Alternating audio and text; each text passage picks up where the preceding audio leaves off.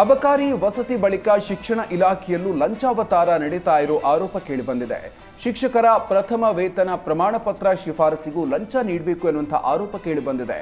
Mandya DDPI ಲಂಚದಾಹಕ್ಕೆ 2 ವರ್ಷದಿಂದ ಸಂಬಳ ಇಲ್ಲದೆ 4 ಶಿಕ್ಷಕರ ಕುಟುಂಬ ಬೇಸತ್ತು ಹೋಗಿದ್ದಾರೆ. ಡಿಡಿಪಿಐ ಶಿಫಾರಸು ಕೊಡದೇ ಇದ್ರೆ ಆತ್ಮಹತ್ಯೆಯ ದಾರಿ ಹಿಡಿತೀವಿ ಅಂತ ಮಂಡ್ಯ ಡಿಡಿಪಿಐ ವಿರುದ್ಧ ಅನುದಾನಿತ ಶಾಲಾ ಶಿಕ್ಷಕರು ಆರೋಪವನ್ನು ಮಾಡಿದ್ದಾರೆ. 2023ರಲ್ಲೇ ಸರ್ಕಾರಿ ಅನುದಾನಕ್ಕೆ ಒಳಪಟ್ಟಿದ್ದ ಅರುಣೋದಯ ವಿದ್ಯಾಸಂಸ್ಥೆಯ ಶಾಲೆಗಳಿಗೆ ಸರ್ಕಾರಿ ಸಹಾಯ ಅನುದಾನಕ್ಕೆ 4 ಶಿಕ್ಷಕರು ಮನವಿ ಮಾಡಿದ್ರು. ಆದರೆ ಶಿಫಾರಸು ಪತ್ರಕ್ಕಾಗಿ 2 ವರ್ಷಗಳಿಂದ ಮುಖ್ಯ ಶಿಕ್ಷಕ ರಮೇಶ್, ಸಹ ಶಿಕ್ಷಕರಾದ ಪಲ್ಲವಿ, ಮಹಾದೇವಿ, ಮಮತಾ ಅಲೆದಾಡ್ತಾ ಇದ್ದಾರೆ. 4ರಿಂದಲೂ ತಲಾ 5 ಲಕ್ಷಕ್ಕೆ ಬೇಡಿಕೆ ಇಟ್ಟಿದ್ದಾರೆ. ಲಂಚ ಕೊಡೋದಕ್ಕೆ ನಿರಾಕರಿಸಿದ್ದಕ್ಕೆ 2 ವರ್ಷದಿಂದ ಪತ್ರ ಕೊಡದೆ ನಿರ್ಲಕ್ಷ್ಯ ಮಾಡಿದ್ದಾರೆ ಅಂತ ಆರೋಪಿಸಿದ್ದಾರೆ. ಕೊಪ್ಪಳದ ಹಿರೇಸಿಂದೋಗಿಯಲ್ಲಿ ಅಕ್ರಮ ಮರಳು ಅಡ್ಡೆಗಳ ಮೇಲೆ ದಾಳಿ ನಡೆದು 5 ದಿನವಾದರೂ ಕೂಡ ದೂರು ದಾಖಲಾಗಿಲ್ಲ. ಸುಮಾರು 50ಕ್ಕೂ ಹೆಚ್ಚು ಬೋರ್ಡ್ಗಳ ಮೂಲಕ ಮರಳು ಮಾಫಿಯಾ ನಡೀತಾ ಇದೆ. ಅಧಿಕಾರಿಗಳು ದಾಳಿ ಮಾಡಿ ಬೋರ್ಡ್ಗಳನ್ನು ಒಡೆದು ಹಾಕಿದ್ರು. ಆದರೆ ಇದುವರೆಗೂ ಒಂದೇ ಒಂದು ದೂರು ದಾಖಲಾಗಿಲ್ಲ. ಹೀಗಾಗಿ ರಾಜಕೀಯ ಒತ್ತಡಕ್ಕೆ ಮಣಿದ್ರ ಅನ್ನೋ ಆರೋಪ ಕೇಳಿಬಂದಿದೆ. ಮತ್ತೊಂದು ಕಡೆ ಕಾಂಗ್ರೆಸ್ ಮುಖಂಡನ ಸಹೋದರನ ಮರಳು ಮಾಫಿಯಾದ ರೀಲ್ಸ್ ವೈರಲ್ ಆದ್ರೂ ದೂರು ದಾಖಲಿಸೋದಕ್ಕೆ ಹಿಂದೇಟು ಹಾಕ್ತಾ ಇದ್ದಾರಂತೆ.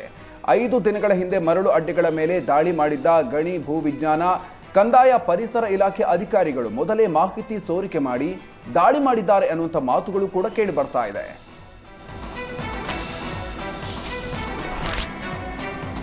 ಸರ್ಕಾರಿ ಹೆಣ್ಣು ಮಕ್ಕಳ ಶಾಲೆಯ ಪಕ್ಕದಲ್ಲೇ ಸಾರ್ವಜನಿಕ ಶೌಚಾಲಯ ನಿರ್ಮಾಣ ಮಾಡಲಾಗಿದೆ. ಇದರಿಂದ ವಿದ್ಯಾರ್ಥಿನಿಯರು ಗಬ್ಬುನಾಥದ ನಡುವೆ ಕುಳಿತು ಪಾಠ ಕೇಳುವಂತ ಪರಿಸ್ಥಿತಿ ನಿರ್ಮಾಣ ಆಗಿದೆ.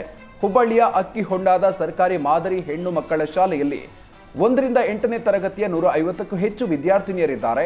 ದುರ್ವಾಸನೆಯಿಂದ ಮಕ್ಕಳ ಆರೋಗ್ಯದಲ್ಲಿ ಏರುಪೇರಾಗ್ತಾ ಇದೆ. ಕೊಠಡಿಯಲ್ಲಿ ಕುಳಿತುಕೊಳ್ಳೋದಕ್ಕೂ ಕೂಡ ಸಾಧ್ಯ ಆಗದ ಪರಿಸ್ಥಿತಿ ಇದೆ.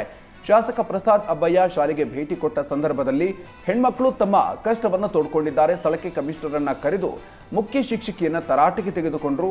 ಕೂಡಲೇ ಮಕ್ಕಳನ್ನ ಮುಖ್ಯೋಪಾಧ್ಯಾಯ ಕೊಠಡಿಗೆ ಸ್ಥಳಾಂತರ ಮಾಡಿ ತಾವು ಮಕ್ಕಳು ಕೂರುವ ಕೋಣೆಯಲ್ಲಿ ಕುಳಿತುಕೊಳ್ಳಿ ಅಂತ ಕಿಡಿಕಾರಿದ್ರು. ತಕ್ಷಣವೇ ಮಕ್ಕಳನ್ನ ಬೇರೆ ಕೋಣೆಗೆ ಸ್ಥಳಾಂತರ ಮಾಡಲಾಯಿತು. ಬೆಂಗಳೂರಿನ ಕಾಡುಗೋಡಿಯಲ್ಲಿ 4,000 ಕೋಟಿಗೂ ಹೆಚ್ಚು ಮೌಲ್ಯದ 120 ಎಕರೆ ಅರಣ್ಯ ಭೂಮಿ ಒತ್ತುವರಿ ತೆರವು ಮಾಡಲಾಗಿದೆ.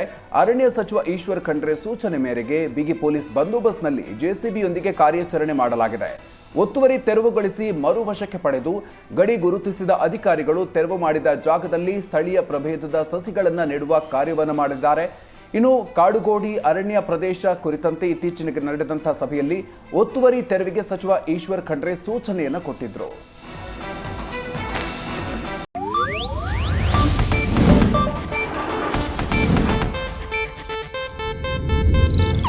ಇದು ಏಷ್ಯಾನೆಟ್ ನ್ಯೂಸ್ ನೆಟ್ವರ್ಕ್ ಪ್ರಸ್ತುತಿ.